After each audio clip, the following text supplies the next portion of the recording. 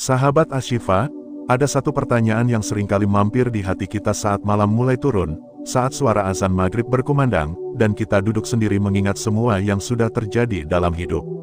Pernahkah kamu bertanya dalam hati, apakah dosa-dosa masa laluku bisa benar-benar diampuni? Pertanyaan ini bukan hanya milik mereka yang merasa hidupnya penuh noda. Ini juga pertanyaan orang-orang yang tampak baik di luar, tapi diam-diam menyesal dalam diam. Karena jujur saja, semua dari kita punya sisi gelap yang tidak selalu terlihat di mata manusia, tapi tidak pernah luput dari penglihatan langit. Assalamualaikum warahmatullahi wabarakatuh. Terima kasih sahabat Ashifa, kamu yang telah menyempatkan hadir di video ini. Kami sadar, di luar sana ada ribuan bahkan jutaan video yang bisa kamu tonton. Tapi hatimu memilih untuk singgah di sini. Maka kami tidak akan menyia-nyiakan waktu berharga ini. Kami percaya, kamu tidak sedang scroll iseng, tidak sedang klik asal, apalagi sekadar cari hiburan. Kamu hadir di sini karena ada getaran dalam hatimu. Dan getaran itu bukan kebetulan. Mungkin ini adalah panggilan. Panggilan dari Sang Maha Pengasih yang sedang membuka jalan pulang untukmu. Panggilan lembut dari langit yang ingin berkata, kembalilah, hambaku. Aku tidak pernah menutup pintu ampunan. Kalau kamu merasakan bahwa video ini seperti berbicara langsung ke hatimu, tulis angka 77 di kolom komentar sekarang juga. Itu tanda bahwa kamu sedang menyalurkan energi positif. Tanda bahwa kamu masih ingin berjuang. Dan tanda bahwa kamu tidak sendirian. Sahabat Ashifa, mari kita mulai dengan sebuah fakta pahit, tapi jujur. Kita semua punya masa lalu. Dan tidak semuanya indah. Ada kenangan yang mungkin ingin kita hapus. Ada peristiwa yang memalukan untuk diingat. Bahkan ada aib yang hanya kita dan Allah saja yang tahu. Kita pernah jatuh. Kita pernah lemah. Kita pernah melupakannya. Ada yang pernah ninggalin salat bertahun-tahun. Ada yang terjebak dalam hubungan yang tidak halal. Ada yang terbiasa berkata kasar kepada orang tua. Bahkan mungkin, ada yang pernah merasa putus asa dan menganggap hidupnya tak akan bisa berubah. Tapi sahabatku, selama jantung ini masih berdetak, selama mata ini masih bisa menangis, selama malam masih datang membawa sunyi, maka kesempatan untuk berubah masih terbuka lebar. Allah tidak pernah memandang masa lalu kita. Dia hanya melihat apakah kita masih ingin kembali. Dia tidak peduli seberapa hitam catatan kita dulu. Karena ampunannya selalu lebih luas dari kesalahan kita. Dan tahukah kamu, salah satu waktu terbaik untuk kembali adalah setelah maghrib. Ya, setelah matahari terbenam, setelah azan maghrib berkumandang, di saat cahaya mulai menghilang dan dunia tenggelam dalam gelap. Di waktu itulah, hati manusia paling mudah tersentuh. Paling jujur dalam kesendirian, dan paling peka terhadap suara langit.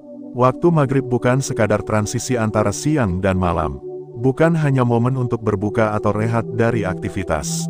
Maghrib adalah waktu istimewa yang sangat sakral. Karena di waktu inilah para malaikat berganti tugas. Yang siang naik ke langit membawa laporan kita.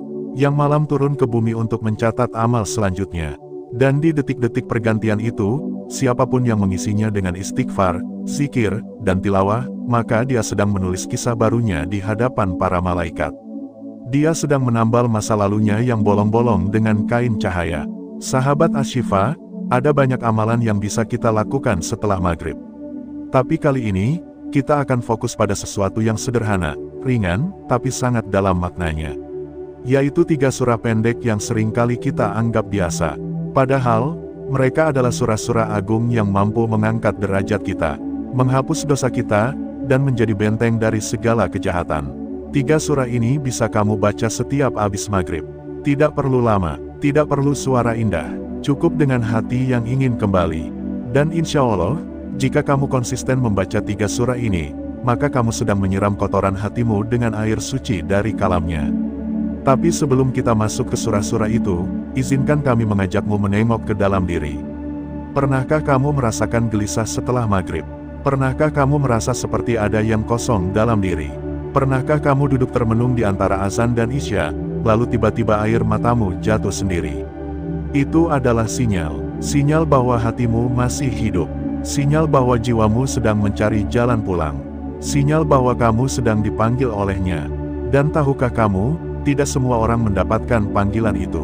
Ada orang yang habis maghrib langsung sibuk dengan dunia. Ada yang main ponsel sampai lupa salat. Ada yang menyalakan televisi dan melupakan Al-Quran. Ada yang mendahulukan dunia, lalu meremehkan akhirat. Tapi kamu tidak seperti mereka. Kamu sedang mendengarkan ini. Kamu sedang mengetuk pintu taubat. Maka jangan tunda lagi. Sahabat Asy-Syifa, tahukah kamu, di antara banyak surah dalam Al-Quran, ada 3 surah yang dijuluki surah pelindung. Karena kekuatannya tidak hanya melindungi jasad, tapi juga hati dan jiwa. Karena ketiganya membentuk benteng spiritual yang bisa menutup aib, menghapus dosa, dan membentengi diri dari godaan setan dan bisikan jahat. Surah-surah itu bukan surah panjang, bahkan seringkali dibaca anak-anak. Tapi justru disitulah rahasianya. Keagungan tidak selalu terletak pada panjangnya bacaan, tapi pada kedalaman makna. 3 surah agung ini adalah Al-Ikhlas, Al-Falaq, dan An-Nas. Di bagian berikutnya nanti, kita akan membahas satu persatu dari ketiga surah ini. Kita akan buka rahasia kenapa ketiganya mampu menutup dosa-dosa masa lalu. Kita akan lihat bagaimana ketiganya bisa menjadi cahaya dalam gelap, pelindung dalam sunyi, dan penawar luka dalam hati yang penuh sesal. Tapi sebelum itu, izinkan kami bertanya lagi. Apakah kamu siap meninggalkan masa lalu? Apakah kamu siap membersihkan hati? Apakah kamu siap membuka lembaran baru? Kalau jawabanmu adalah iya, maka mari kita lanjutkan perjalanan ini bersama. Ketik angka 77 di kolom komentar kalau kamu ingin menyalurkan energi positif kepada sahabat-sahabatmu yang juga sedang berjuang. Semakin banyak yang menulis 77, semakin besar gelombang energi kebaikan yang akan menyebar. Dan siapa tahu, satu angka kecil darimu bisa menjadi sebab seseorang kembali ke jalannya. Sahabat Asy-Syifa, hidup ini terlalu singkat untuk dihabiskan dalam penyesalan. Tapi terlalu berharga untuk dibiarkan tanpa perubahan. Maghrib demi maghrib akan terus berlalu. Tapi apakah hatimu akan tetap sama? Atau kamu akan memilih untuk berubah? Walau pelan, asal pasti. 3 surah agung yang akan kita bahas nanti bukan jimat, bukan mantra, tapi cahaya dari langit yang bisa membelah kabut dosa masa lalu. Membuka jalan terang bagi jiwa yang ingin kembali pulang. Maka tetaplah di sini, tetaplah bersama kami, karena bagian selanjutnya akan membukakan pintu yang selama ini mungkin kamu cari. Pintu taubat, pintu pengampunan, pintu yang tidak pernah tertutup, bahkan untuk pendosa sekalipun. Kita akan lanjutkan dengan membedah 3 surah agung itu. Kita akan dalami makna, hikmah, dan fungsinya dalam kehidupan kita. Bukan sekadar untuk dibaca, tapi untuk dipahami dan diamalkan. Karena bacaan yang mengubah bukan bacaan yang cepat, tapi bacaan yang menyentuh hati. Dan disinilah semuanya akan dimulai. Sahabat Asy-Syifa, kita sudah tiba pada bagian paling inti dari perjalanan kita hari ini. Di bagian pertama tadi, kita sudah menyadari satu hal besar, bahwa tidak ada manusia yang bersih dari dosa, tapi semua manusia diberi kesempatan yang sama untuk kembali. Kita juga sudah sepakat bahwa waktu maghrib bukan waktu biasa. Ia adalah pintu spiritual, titik temu antara dunia dan akhirat, antara catatan lama dan lembaran baru. Dan sekarang, tibalah waktunya kita buka satu persatu rahasia dari 3 surah agung. 3 surah yang ringan dibaca, pendek jumlah ayatnya, tapi sangat dalam efeknya. Surah-surah yang jika kamu amalkan setiap habis maghrib, akan menjadi cahaya yang membersihkan jejak-jejak masa lalu, satu demi satu. Mari kita mulai dengan surah yang paling sering kita baca, namun juga paling sering kita remehkan kekuatannya. 1. Surah Al-Ikhlas. Qul huwallahu ahad, Allahus samad, lem yalid wa lem yulad, wa lem yakul lahu kufuwan ahad. Sahabat Asy-Syifa, surah ini hanya 4 ayat. Pendek sekali, tapi apakah kamu tahu, 4 ayat ini mampu mengguncang langit dan menggetarkan Arasy. Surah ini adalah deklarasi tauhid paling ringkas dan paling padat. Di dalamnya, seluruh konsep ketuhanan dalam Islam dirangkum hanya dalam 4 kalimat. Bukan karena kita tidak mampu menghafal yang panjang, tapi karena Allah ingin kita meresapi makna yang dalam lewat sesuatu yang ringan. Rasulullah SAW pernah bersabda, bahwa membaca surah Al-Ikhlas 1 kali sama nilainya dengan membaca sepertiga Al-Quran. Itu artinya, jika kamu membacanya 3 kali setelah maghrib, maka pahalanya seperti menghatamkan Al-Quran. Dan jika kamu mengamalkannya terus-menerus, kelak di surga akan dibangunkan rumah khusus untukmu. Bukan hanya itu, dalam riwayat lain, Rasulullah menyebut bahwa surah ini mampu menyelamatkan seseorang dari siksa kubur. Karena ia adalah bentuk pengakuan paling jujur bahwa kita hanya bergantung pada Allah, dan tidak menyekutukannya. Sahabat Ashifa, dosa masa lalu kita seringkali muncul dari satu akar yang sama, lupa kepada siapa kita bergantung. Dulu kita mungkin terlalu percaya pada kekuatan diri, terlalu yakin bahwa hidup bisa dikendalikan semaunya. Sampai akhirnya kita jatuh, kita salah jalan, kita melupakan Dia, dan berpaling pada dunia. Tapi kini, lewat surah Al-Ikhlas, kita sedang kembali menegakkan tiang itu. Tiang pengakuan, tiang bahwa tidak ada selain Allah yang layak disembah, bahwa hanya kepadanya kita meminta, hanya kepadanya kita berharap. Jadi sahabat Ashifa, jika kamu membaca Al-Ikhlas setiap habis maghrib, jangan sekadar dibaca bibirnya. Baca juga dengan hatimu, jadikan setiap kata sebagai ikrar, jadikan setiap huruf sebagai batu bata yang membangun kembali hubunganmu dengan langit. Dan jika kamu sudah merasakan keajaiban surah ini, tulis angka 77 di kolom komentar sekarang. Karena semakin banyak yang membacanya, semakin besar gelombang energi tauhid yang kita sebarkan bersama. Sekarang kita masuk ke surah kedua.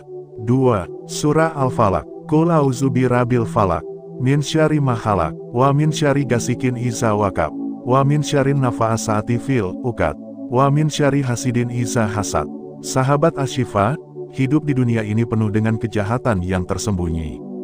Tidak semuanya bisa kita lihat, tidak semuanya bisa kita prediksi, tapi semuanya bisa kita lawan dengan surah ini. Al-Falaq adalah surah perlindungan. Surah ini mengajarkan kita untuk berlindung dari kejahatan ciptaan, dari gelapnya malam, dari sihir yang mengikat, dan dari iri hati yang membakar. Coba kita lihat lebih dalam. Min syarri ma khalaq, kita berlindung dari segala keburukan yang diciptakan. Itu artinya, segala hal yang bisa mencelakakan kita, baik yang nyata maupun yang gaib, semuanya bisa ditolak dengan ayat ini. Wa min syarri ghasikin idza waqab. Ini mengacu pada kegelapan malam yang menakutkan. Tapi, bukan hanya malam secara fisik. Ini juga tentang kegelapan hati, kegelapan pikiran, dan kegelapan masa lalu yang sering menghantui. Wa min syarrin nafa'asati fil 'uqad. Ayat ini tentang sihir, tapi secara spiritual, ini juga tentang racun batin. Kata-kata jahat orang lain yang masih tertancap dalam hati. Luka-luka masa lalu yang tidak sembuh-sembuh. Trauma yang mengikat jiwa. Dan terakhir, wa min syarri hasidin idza hasad. Inilah penyakit yang paling berbahaya, iri hati. Bukan hanya dari orang lain, tapi juga iri yang tumbuh dalam diri kita sendiri. Iri pada takdir orang lain. Iri pada kebahagiaan orang lain. Iri yang membuat kita merasa tidak pernah cukup. Sahabat Ashifa, semua kejahatan ini bisa kamu lawan dengan satu surah ini. Setiap habis maghrib, saat langit mulai gelap, bacalah surah ini. Kamu sedang memagari dirimu, kamu sedang menutup celah dari serangan yang tak terlihat. Dan yang lebih indah lagi, surah ini bukan hanya untuk perlindungan diri, tapi juga penenang jiwa, karena kamu tahu, kamu tidak sedang melawan sendirian. Kamu sedang berlindung pada Rabbul Falaq, Tuhan yang menciptakan waktu fajar. Tuhan yang bisa membelah kegelapan dengan satu cahaya. Jika kamu pernah merasa disakiti, jika kamu pernah dihina, jika kamu pernah dilukai, maka surah ini adalah penenangmu. Ini adalah bentengmu. Dan jika kamu ingin ikut menyebarkan perlindungan ini kepada sahabat-sahabatmu yang lain, tulis angka 77 di komentar. Ajak mereka ikut membaca Al-Falaq setiap habis maghrib. Karena semakin banyak yang mengamalkan, semakin kokoh perisai spiritual yang kita bangun bersama. Sekarang kita masuk ke surah terakhir. 3. Surah An-Nas. Qul a'udzu birabbin nas, malikin nas, ilahin nas, min syarril waswasil khannas, alatsi yuwaswisu fi sudurin nas, minal jinnati wan nas. Sahabat Ashifa, musuh terbesar kita bukan orang lain, tapi bisikan yang membisik dari dalam diri. Bukan senjata di luar, tapi suara kecil yang terus memecah ketenangan dari dalam hati. An-Nas adalah surah untuk melawan itu semua. Ini adalah senjata untuk menghadapi perang batin. Qul a'udzu birabbin nas. Kita berlindung pada Tuhan manusia, yang menciptakan kita, yang tahu isi hati kita, yang tidak pernah jauh dari kita. Malikin nas. Dia Raja manusia, yang menguasai segalanya, yang berhak menentukan segalanya, yang tidak perlu disuap atau dipuji untuk mengabulkan doa. Ilahin nas. Dia sembahan manusia, satu-satunya yang layak disembah, satu-satunya tempat kembali. Dan apa yang kita minta? Perlindungan dari bisikan setan, dari syaitan yang menyelinap diam-diam, yang bersembunyi di balik nafsu, yang masuk melalui celah amarah, kecewa, dan kesepian. Sahabat Asy-Syifa, ketika kamu duduk setelah maghrib, lalu membaca surah ini dengan khusyuk, kamu sedang membersihkan hatimu. Kamu sedang menyapu debu-debu pikiran. Kamu sedang memerangi musuh tak terlihat yang sering menjatuhkanmu dari dalam. Surah ini adalah perisai batin, yang melindungi kamu dari penyakit hati, dari syirik halus, dari prasangka, dari rasa tidak puas, dari depresi, dari rasa ingin menyerah. Dan yang luar biasa, surah ini ditutup dengan kalimat minal jinnati wan naas. Itu artinya, gangguan itu bisa datang dari jin maupun manusia. Dan surah ini bisa menangkal keduanya. Jadi sahabatku, bacalah surah An-Nas setiap habis maghrib. Karena kamu sedang mempersiapkan dirimu untuk malam. Untuk dunia yang sunyi. Untuk pikiran yang sering gaduh. Untuk bisikan yang mencoba merobohkan tekadmu. Dan kalau kamu pernah merasa hati ini sudah terlalu penuh luka. Kalau kamu pernah merasa ingin menyerah. Maka bacalah surah ini. Karena kamu sedang memanggil Tuhanmu. Kamu sedang berkata, "Ya Rabbi, lindungi aku dari diriku sendiri." Sahabat Asy-Syifa, 3 surah ini, Al-Ikhlas, Al-Falaq, dan An-Nas, adalah satu paket spiritual. Rasulullah SAW bahkan menyebut ketiganya sebagai muawizat, yaitu ayat-ayat perlindungan. Rasulullah sendiri membacanya setiap pagi dan sore, dan ketika sakit, beliau membacanya lalu meniupkan ke tubuhnya. Sampai akhirnya beliau wafat, surah ini menjadi bagian penting dari hidup beliau. Maka jika Rasulullah saja membacanya setiap hari, siapa kita yang merasa tidak butuh? Setiap maghrib adalah kesempatan untuk menyapu sisa dosa, dan 3 surah ini adalah sapuannya. Bukan karena kita suci, tapi karena kita ingin mencuci. Bukan karena kita alim, tapi karena kita sedang belajar menjadi hamba. Dan bukan karena kita merasa pantas diampuni, tapi karena kita yakin Allah Maha Pengampun. Sahabat Asy-Syifa, kalau kamu sudah sampai sini dan hatimu mulai terasa ringan, maka kamu sedang disayangi oleh langit. Maka jangan sia-siakan momen ini. Yuk tulis angka 77 di komentar sebagai bentuk syukurmu, sebagai simbol perjuanganmu, dan sebagai pengingat bahwa kamu tidak sendiri. Di bagian berikutnya, kita akan membahas kenapa waktu maghrib begitu sakral dalam catatan para malaikat. Kita akan melihat bagaimana 3 surah agung ini punya kekuatan khusus jika dibaca di waktu yang tepat. Dan kita akan mengajakmu menutup semua luka lama dengan cara paling halus tapi paling dalam. Sampai jumpa di bagian ketiga. Sahabat Asy-Syifa, ketika matahari tenggelam di ufuk barat dan cahaya oranye memudar menjadi ungu, lalu langit berubah gelap perlahan, pernahkah kamu menyadari ada sesuatu yang berbeda di suasana maghrib? Ada ketenangan yang tidak kamu temui di waktu lain. Ada keheningan yang membuat hati lebih jujur. Dan ada perasaan yang sulit dijelaskan, seolah langit sedang membuka sesuatu yang tak kasat mata. Maghrib bukan waktu biasa, ini adalah waktu antara siang dan malam, antara suara dunia dan bisikan langit, antara kelelahan aktivitas dan kehusyukan batin. Dan di waktu antara itu, ada momen spiritual yang sering dilupakan manusia, padahal dicatat dengan sangat detail oleh para malaikat. Setiap harinya, saat maghrib datang, malaikat yang bertugas di siang hari naik ke langit, membawa laporan amal kita. Segala aktivitas yang kita lakukan sejak terbit fajar, dicatat, dibungkus, dan dibawa ke atas. Lalu malaikat malam turun menggantikan tugas, siap mencatat apapun yang akan kita lakukan hingga fajar berikutnya. Artinya, maghrib adalah titik pergantian catatan. Dan apa yang kamu lakukan di titik itu, akan menjadi pembuka laporan harianmu kepada Sang Raja Semesta. Bayangkan, kamu duduk setelah salat maghrib, mengambil mushaf, lalu membaca surah Al-Ikhlas. Setelahnya, kamu lanjutkan dengan Al-Falaq. Dan terakhir, kamu tutup dengan An-Nas. Semua dibaca dengan tenang, pelan, dan penuh penghayatan. Saat itu, para malaikat mencatat bahwa amalan pertama di malam harimu adalah zikir kepada Allah, bacaan Al-Quran, dan permohonan perlindungan dari segala keburukan. Dan tidak berhenti di situ. Doa dan bacaan yang dilakukan di waktu maghrib, menurut banyak ulama, lebih cepat menembus ke langit karena suasananya penuh rahmat. Karena itulah banyak orang bijak zaman dulu menjadikan maghrib sebagai waktu transisi ruhani. Mereka tidak menyibukkan diri dengan dunia selepas maghrib. Mereka tidak duduk di depan televisi. Tidak sibuk dengan ponsel atau membuka obrolan yang sia-sia. Mereka memanfaatkan waktu itu untuk berzikir, membaca Quran, berselawat, dan memperbaiki koneksi dengan langit. Mereka tahu, setelah matahari tenggelam, yang paling butuh sinar bukan langit, tapi hati mereka. Sahabat Asy-Syifa, 3 surah agung yang kita bahas sebelumnya bukan hanya sekadar bacaan. Mereka adalah cahaya, mereka adalah pintu, dan jika dibaca di waktu maghrib, mereka menjadi jembatan antara kamu dan pengampunan darinya. Kita ulang sedikit, surah Al-Ikhlas mengajarkan kita untuk kembali bertauhid dengan sebenar-benarnya. Meletakkan seluruh kepercayaan hanya kepada Allah, dan tidak menggantungkan hati pada dunia. Surah Al-Falaq melatih kita untuk tidak takut pada makhluk, pada sihir, pada keburukan yang tersembunyi. Kita diajarkan untuk tidak panik menghadapi kegelapan karena ada Rabbul Falaq, Tuhan yang menciptakan fajar. Dan surah An-Nas adalah penawar bagi semua luka batin yang tidak bisa disembuhkan oleh kata-kata manusia. Luka yang datang dari bisikan halus. Bisikan yang tidak pernah terdengar, tapi mampu merusak semangat, iman, dan ketenangan.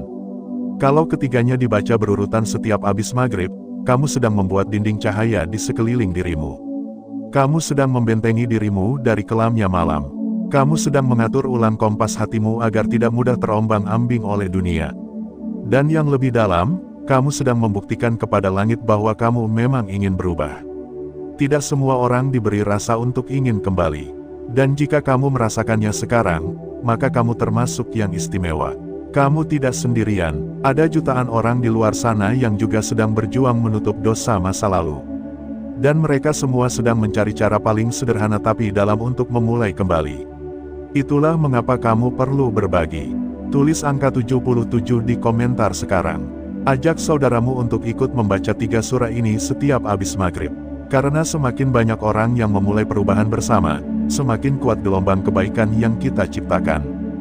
Dan siapa tahu, dari satu bacaanmu, dari satu amalmu, satu pintu surga terbuka untukmu di akhirat nanti. Sahabat Asy-Syifa, sekarang mari kita renungkan sejenak. Berapa kali kita melewati maghrib tanpa arti? Berapa kali kita mengabaikannya dengan mengobrol tanpa makna? Berapa kali kita lebih memilih layar ponsel daripada mushaf Quran? Dan kini, setelah tahu bahwa ada waktu emas yang sering terlewatkan, apa yang akan kamu lakukan? Kita tidak bisa mengulang waktu, tapi kita bisa memperbaikinya mulai sekarang. Hari ini bisa menjadi maghrib terbaikmu. Hari ini bisa menjadi titik balikmu. Hari ini bisa menjadi saksi bahwa kamu pernah ingin berubah. Kamu pernah ingin bertaubat. Kamu pernah ingin membersihkan diri dengan cara yang paling lembut dan sederhana. Dan 3 surah itu adalah caramu. Tidak perlu hafalan yang panjang. Tidak perlu waktu yang lama. Tidak perlu suara yang indah. Hanya butuh satu hal, hati yang ingin kembali. Sahabat Asy-Syifa, ada satu kisah menarik dari seorang ulama di zaman dahulu. Ia adalah seseorang yang dulu terkenal sebagai pelaku maksiat. Tapi suatu hari, di waktu maghrib, ia masuk ke masjid dan mendengar seorang anak kecil membaca surah Al-Ikhlas, Al-Falaq, dan An-Nas berulang-ulang sambil menangis. Ia duduk di sudut masjid dan hanya mendengarkan. Tidak lama, air matanya jatuh. Dan sejak saat itu, hidupnya berubah. Ia berhenti dari segala keburukan.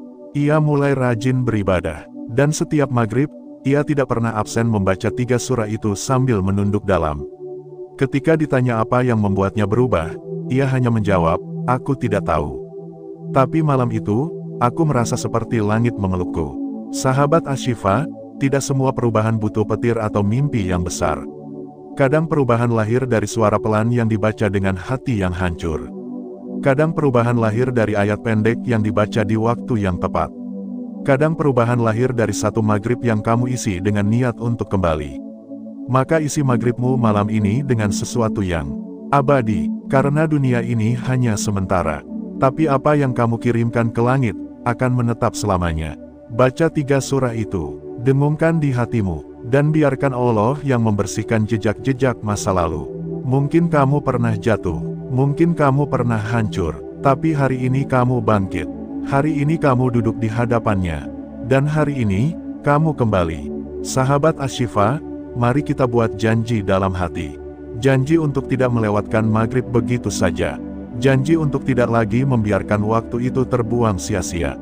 Janji untuk menghadiahkan surah Al-Ikhlas, Al-Falaq, dan An-Nas kepada langit, setiap hari, sebagai bentuk cinta, pengakuan, dan permintaan ampun. Kalau kamu siap membuat janji itu, tulis angka 77 sekarang. Itu adalah saksi bahwa kamu bukan hanya penonton, tapi kamu adalah bagian dari perubahan besar. Dan setelah kamu tulis itu, jangan berhenti di sini. Sebarkan, bagikan video ini ke sahabat-sahabatmu. Karena bisa jadi, dari tanganmu, ada satu orang yang kembali menemukan jalan pulangnya. Dan kamu tahu, satu jiwa yang kembali, lebih baik daripada dunia dan seisinya. Kita akan tutup di bagian terakhir nanti dengan kesimpulan yang akan memperkuat langkahmu. Karena perubahan tidak berhenti di satu malam, tapi perubahan adalah perjalanan, dan kamu sudah memulainya hari ini. Sahabat ilmu langit yang luar biasa, terima kasih karena telah membersamai kami dari awal hingga detik ini. Kehadiranmu di sini bukanlah sebuah kebetulan, bukan karena algoritma semata, dan bukan sekadar dorongan rasa penasaran yang membawa jari-jarimu mengeklik video ini. Tetapi mungkin, ini adalah undangan. Undangan dari langit yang tak bersuara namun terasa. Sebuah panggilan halus dari sang pemilik malam yang maha membolak-balikkan hati. Sebelum kita menutup kisah besar tentang terbangun jam 3 pagi ini, mari kita duduk sebentar, bukan secara fisik, tapi duduk dalam perenungan. Duduk dalam jiwa, sebab terkadang kita terlalu sibuk berlari, sampai lupa bertanya, kenapa aku terbangun di jam yang sama setiap malam? Apakah ini hanya kebetulan, atau ada pesan yang belum terbaca? Kalau kamu sering terbangun jam 3 pagi, ketik 77 di kolom komentar sekarang juga. Bukan hanya untuk menyalurkan energi positif, tapi sebagai bentuk pengakuan bahwa kamu ingin memahami lebih dalam pesan dari Sang Pencipta. 1. Tanda-tanda Allah sedang menyentuh jiwamu. Jam 3 pagi bukan sekadar angka di jam digital. Ia adalah simbol, ia adalah jendela, dan bagi mereka yang peka, itu adalah waktu di mana langit paling dekat dengan bumi. Waktu di mana rahmat turun lebih deras dari hujan. Waktu di mana para malaikat turun membawa permintaan dan catatan hamba-hamba yang terjaga. Ketika kamu terbangun di jam ini, jangan buru-buru menyalakan lampu yang menyala, suara motor yang melintas, atau gangguan dari luar. Bisa jadi, itu adalah sentuhan halus dari langit yang mencoba menggugah ruhmu agar bangun. Agar menoleh, agar bertanya, apa yang engkau ingin sampaikan, ya Rab? Dan mereka yang terbuka hatinya akan tahu, bahwa bangun jam 3 pagi bukanlah gangguan, tapi undangan. 2. Saat jam menjadi kompas spiritual. Apakah kamu pernah merasa hampa meski siang hari penuh aktivitas? Apakah kamu sering merasa resah walau segalanya tampak baik-baik saja di permukaan? Maka lihatlah malam hari, karena bisa jadi, disitulah hatimu sedang dipanggil. Jam 3 pagi adalah waktu di mana gelombang ruhani paling tenang. Gelombang spiritual manusia sedang lurus, tidak terganggu dunia luar. Tidak ada suara notifikasi, tidak ada target dunia, tidak ada kebisingan. Hanya ada kamu, dan rohmu. Saat kamu terbangun di jam ini, itu seperti kompas yang sedang menunjukkan arah, arahkan hatimu ke atas. Bukan ke kanan atau ke kiri, tapi ke langit. Tempat doa-doamu disambut tanpa perantara. 3. Malam bukan untuk tidur saja, tapi untuk sadar. Sahabat ilmu langit, hidup bukan hanya tentang terjaga di siang hari. Hidup yang sebenarnya justru dimulai ketika jiwa mulai sadar di tengah gelap malam.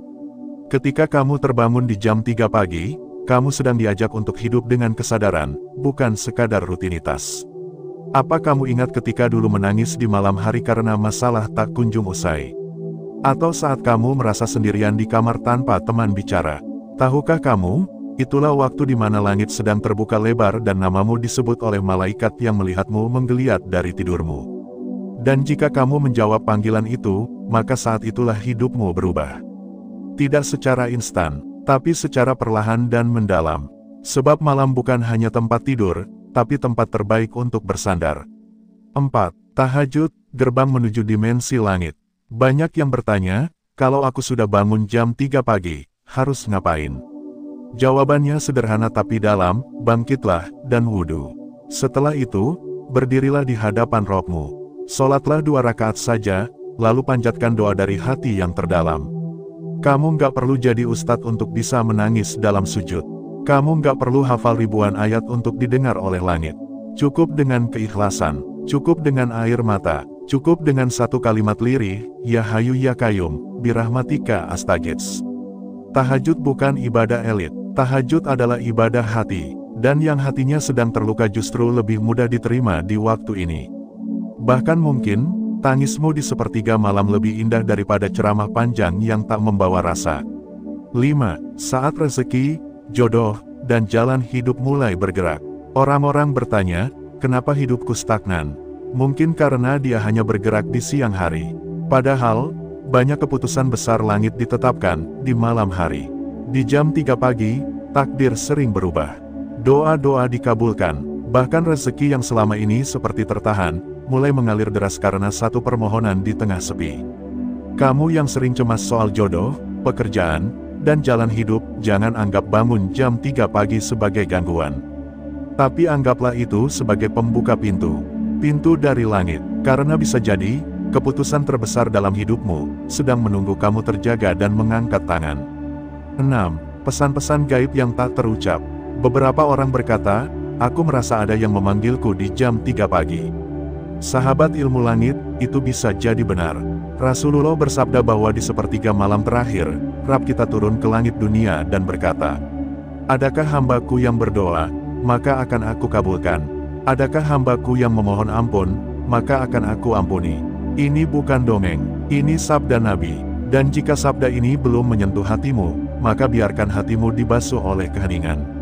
Karena bisa jadi, kamu terlalu bising di siang hari hingga lupa mendengar suara yang paling penting, suara panggilan dari langit. 7. Rindu yang tak bisa diungkap, tapi bisa dititipkan. Ada luka yang tak bisa diucap. Ada rindu yang tak bisa disampaikan. Dan ada harapan yang terlalu dalam untuk dibagikan pada manusia. Maka jam 3 pagi adalah waktu terbaik untuk menyampaikan semua itu. Tak ada yang lebih indah selain mencurahkan segalanya pada Rabb yang Maha Mengetahui, bahkan sebelum kita membuka mulut. Menangislah jika perlu, diam saja pun tak masalah. Karena kadang, tangisan tanpa suara lebih terdengar oleh langit daripada doa yang penuh retorika.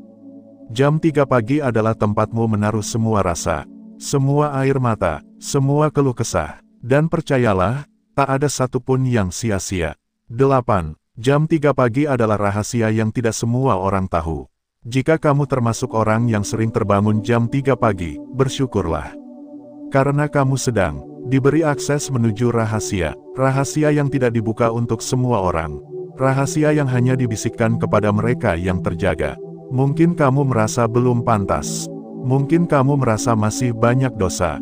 Tapi justru itulah alasan kenapa kamu dibangunkan. Bukan karena kamu suci, tapi karena kamu masih dicintai. Dan yang dicintai, tidak akan dibiarkan tidur terlalu lama.